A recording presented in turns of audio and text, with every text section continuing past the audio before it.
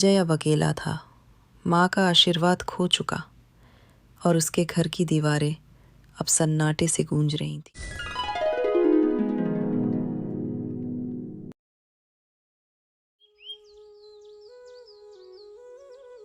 हर घर की दीवारों के पीछे एक कहानी छिपी होती है, कुछ हंसी की, कुछ दर्द की। पर जब यही दीवारें किसी माँ की चीखें छिपाने लगती हैं, तो समझ लो इंसानियत मरने लगी है। राधा रसोई में काम कर रही है, चेहरे पर थकान लेकिन स्नेह भरा भाव। अजय खेतों में काम करने के लिए कपड़े पहनकर घर से निकलता है। बेटा नाश्ता कर ले, खाली पेट काम पे मत जा। अरे माँ, रोज रोज वही बात मत किया करो। अब मैं बच्चा नहीं हूँ। मैं तो बस चिंता करती हूँ बेटा। बस करो माँ, टाइम नहीं है। आज खेतों में बहुत काम है, वहीं पर कुछ खा लूंगा। इतना बोलकर अजय खेतों की ओर चल पड़ता है।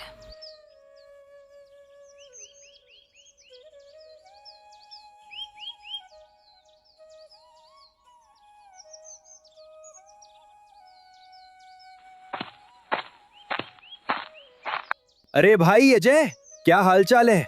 इतनी धूप में काम कर रहे हो? थोड़ा आराम भी कर लो। चलो छोड़ो, मुझे बाजार जाना है।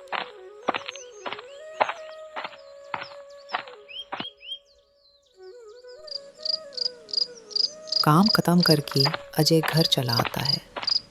माँ भी बेटे का इंतजार कर रही होती है। अरे बेटा, आ गया तू। चल कुछ खाना खा ले। सुबह भी कुछ खाकर नहीं गया था। हाँ माँ, भूख तो बहुत तेज लगी है। आज काम भी बहुत था खेतों में। जल्दी खाना लगा दो, बहुत थक गया हूँ। अजय खाना खा रहा था और वही खड़ी उसकी माँ उसको देखते हुए सोचती है, भगवान करे उनेशा ऐसे ही खुश और स्वस्थ रहे मेरा लाल। अजय खाना खाकर सोने चला जाता है।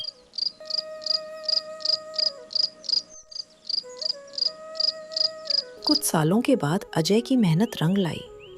उसने नया घर और एक व्यवसाय की शुरुआत की। अब उसकी आमदनी कई गुना बढ़ चुकी थी और वो गांव का बहुत ही अमीर आदमी बन गया था। और अब उसकी एक पत्नी भी है।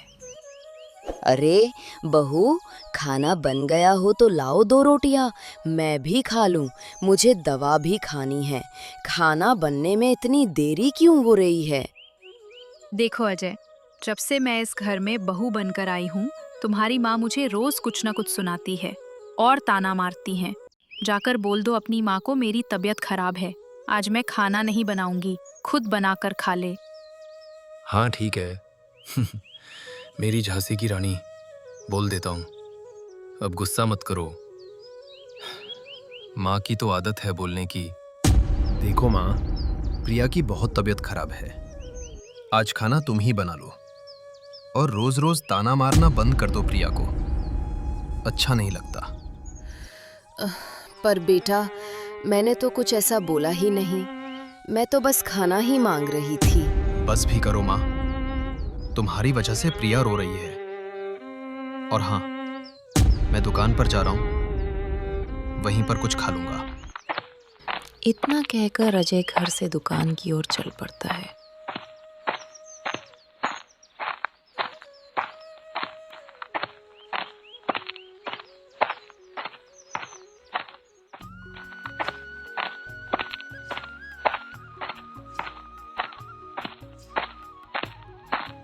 और अजय भाई, आपका बिजनेस भी अच्छा चल रहा है और शादी भी कर ली सुना है।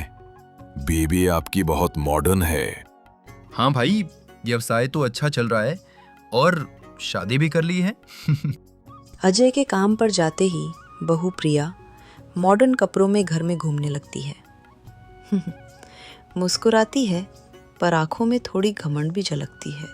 मम्मी जी, कृपया ये पुरानी आदतें बदलिए ना। हर चीज में दखल देना अब आउटडेटेड हो गया है। मैं तो बस घर को कैसे संभाला जाता है और इस गांव में कैसे बहुएं रहती हैं और तुम्हारे इस शहरी कपड़ों को लेकर गांव के लोग बातें बनाते हैं बहू। ये सब हैंडल मैं कर लूंगी, आप बस रेस्ट कीजिए। Your mom is too old fashioned Ajay. हम कहीं भी जाएं वो विलेज वाली बातें करने लगती हैं। हाँ, कभी कभी मुझे भी लगता है वो ओवर रिएक्ट करती हैं। कोने में खड़ी अजय की माँ सब कुछ सुनती है पर कुछ नहीं बोलती। राधा गलती से बहू की नई साड़ी पर पानी गिरा देती है। ओ माय गॉड, ये क्या कर दिया आपने? ये साड़ी 5,000 की थी। आप कोई काम सही ढंग से नहीं कर सकती हैं। इतनी महंगी साड़ी खराब कर दिया आपने। देखा है कभी जिंदगी में इतनी महंगी साड़ी? माँ, आपको कुछ भी समझ नहीं आता। हर बार कोई ना कोई गड़बड़ कर देती हैं। पता भी है पैसे कितनी मेहनत से आते हैं। अगली सुबह राधा अपने कमरे से बाहर नहीं आती। अब दुनिया में राधा नहीं रही। माँ, बस एक बार बोल दो कि तुम नाराज नहीं हो। कभी कभी इंसान अपने ही किए पापों में डूब जाता है। अजय अब अकेला था। माँ का आशीर्वाद खो चुका और उसके घर की दीवारें अब सन्नाटे से गूंज रही थीं। अगर इस कहानी ने आपके दिल को छुआ हो तो कमेंट में लिखिए, माँ सबसे बड़ी है। और याद रखिए, चुप रहना भी कभी कभी सबसे बड़ी हिंसा होती है।